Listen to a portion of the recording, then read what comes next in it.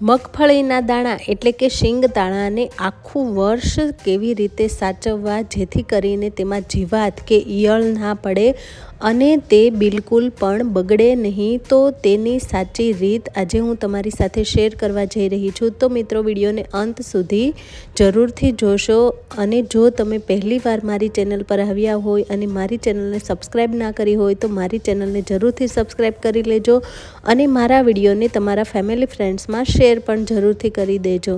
તો ફ્રેન્ડ્સ, જય સ્વામિનારાયણ, કેમ છો?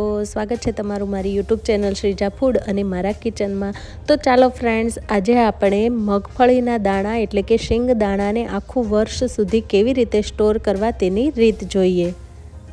તો ફ્રેન્ડ્સ, તમે જોઈ શકો છો કે મેં શીંગના દાણા લઈ લીધેલા છે। મારે ગામડેથી શીંગ આવેલી હતી તો શીંગને મેં ફોલીને તેના આવી રીતે દાણા કાઢી લીધેલા છે અને તેમાંથી જો કોઈ ખરાબ દાણા હતા એટલે કે કોઈ સડેલા દાણા હતા, કોઈ ફાડા હતા, કોઈ ફોતરી ઉખડી ગયેલા દાણા હતા, તે બધા જ દાણાને મેં આવી રીતે અલગ કાઢી લીધેલા છે।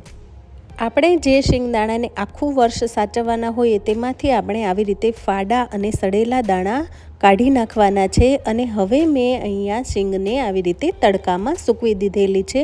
તો આ શીંગને મેં લગભગ આખો દિવસ સુધી તડકામાં સૂકવીને રાખેલી છે। તડકામાં સૂકવવાથી શીંગમાંથી બધો જ ભેજ જતો રહેશે। શીંગના દાણામાં જો ભેજ રહેશે તો આપણી શીંગ ખરાબ થવા કરશે એટલે કે બગડવા કરશે।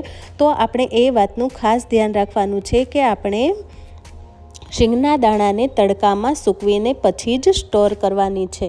તો હવે શીંગ દાણામાં જે નાના નાના દાણા હતા અને આવી રીતે કરચલીવાળા દાણા હતા તેને મેં આવી રીતે અલગ વાસણમાં કાઢી લીધેલા છે। આ બધા જ દાણાને આપણે આખો દિવસ સુધી ફૂલ તડકામાં સૂકવવાના છે। જો તમારા ઘરે તડકો ઓછો આવતો હોય તો તમે તેને 2 કે 3 દિવસ પણ સૂકવી શકો છો। તો હવે સાંજના સમયે મેં બધા જ દાણાને આવી રીતે વાસણમાં લઈ લીધેલા છે।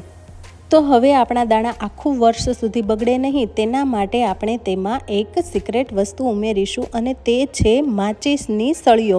તો તમે જોઈ શકો છો કે મેં અહીંયા માચીસ લઈ લીધેલા છે અને મેં અહીંયા માચીસની સળીઓને આવી રીતે દાણામાં ઉમેરી દીધેલી છે। મેં અહીંયા બધા જ દાણામાં ટોટલ 7 કે 8 માચીસની સળીઓ ઉમેરેલી છે અને તેને આપણે આવી રીતે સરસ રીતે હલાવીને મિક્સ કરી લઈશું। અને હવે આપણે તેને આવી રીતે કોઈ ફેન્ટાની કે કોકોકોલાની કે આવી રીતે કોઈ મોટી બોટલ હોય પ્લાસ્ટિકની તેમાં આપણે સ્ટોર કરીશું। આવી રીતે સ્પ્રાઇટની કે ફેન્ટાની બોટલ હોય તેમાં જો આપણે શીંગદાણાને સ્ટોર કરીશું તો તે આખું વર્ષ સુધી બગડશે નહીં અને એવા ને એવા જ રહેશે। તો તમે જે રીતે વિડીયોમાં જોઈ રહ્યા છો તેવી જ રીતે આપણે હાથની મદદથી આવી રીતે બોટલમાં બધા જ દાણાને ભરી દઈશું અને કોઈ વચ્ચે આવી રીતે ખરાબ દાણો નીકળે તો તેને કાઢી લેશું। અને તમે કોઈ પણ ફેન્ટાની કે સ્પ્રાઇટની બોટલ લો તો તેને સૌથી પહેલાં તમારે ગરમ પાણીથી વોશ કરી લેવાની છે અને તેને પણ આખો દિવસ સુધી તડકામાં સૂકવીને પછી જ તેમાં શીંગદાણાને સ્ટોર કરવાના છે। આખો દિવસ તડકામાં સૂકવશો તો તેમાં રહેલી જે ફેન્ટાની કે સ્પ્રાઇટની સ્મેલ હશે તે પણ જતી રહેશે અને તેમાં ભેજ પણ નહીં રહે તો આપણા શીંગદાણા આખું વર્ષ સુધી સારા રહેશે। બોટલમાં શીંગદાણા ભરતી વખતે તમારે ખાસ ધ્યાન રાખવાનું છે કે બોટલમાં પાણીનો ભાગ બિલકુલ ના રહેવો જોઈએ, એકદમ સૂકી હોવી જોઈએ, ત્યાર પછી જ આપણે તેમાં દાણા ભરવાના છે। તો હવે દાણા ભરાઈ જાય પછી આપણે તેને આવી રીતે થોડી વારે હલાવતા રહીશું જેથી કરીને દાણામાં કોઈ એર ના રહે। તો બોટલને થપથપાવીને ભરવાથી તેમાં એર નહીં રહે તો આપણા દાણા પણ ખરાબ નહીં થાય। તો હવે તેમાં ઢાંકણ બંધ કરીશું તો ઢાંકણને પણ આપણે એકદમ ટાઈટ બંધ કરવાનું છે જેથી કરીને તેમાં એર ના જાય। જો એર જશે તો આપણા દાણા બગડી જશે। તો હવે હું તમને અહીંયા બીજી રીત પણ બતાવી રહી છું। તો બીજી રીત એ છે કે તમારે કાચની જે એરાની બરણી આવે છે તેમાં જો તમે દાણાને સ્ટોર કરીને રાખશો તો પણ તમારા દાણા એવા ને એવા જ રહેશે, આખું વર્ષ સુધી તે બગડશે નહીં।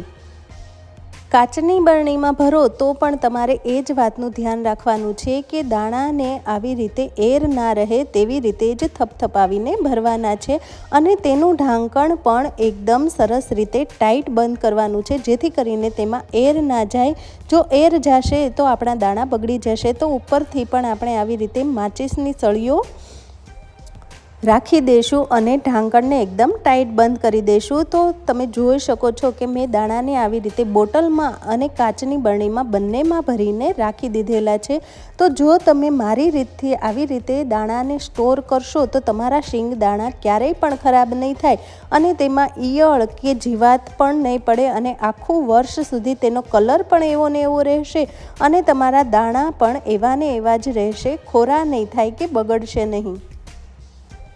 તો ફ્રેન્ડ્સ, જો તમને મારો વિડીયો થોડો પણ ગમ્યો હોય અને યુઝફુલ લાગ્યો હોય તો મારા વિડીયોને તમારા ફેમિલી ફ્રેન્ડ્સમાં શેર જરૂરથી કરી દેજો।